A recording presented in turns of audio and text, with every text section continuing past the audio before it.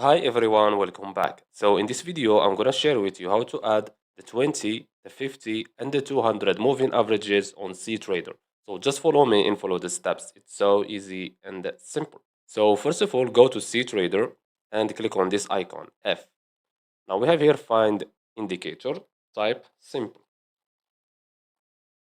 and choose this one, simple moving average. Now go to period and change it to 20. Okay, I will start with the 20 moving average. Now we have here the color. You can choose any color you want. And we have here the type of the line. And we have here the thickness of the line.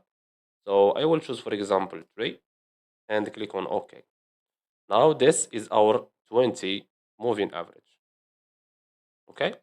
Now let's add the 50. Go to the F again, simple, and click on simple moving average. Change period to 50. I will change the color, for example, to yellow. And I will change also the thickness to 3 and click on OK. Now this one is our 50. Now let's go and add the 200. Again, simple moving average.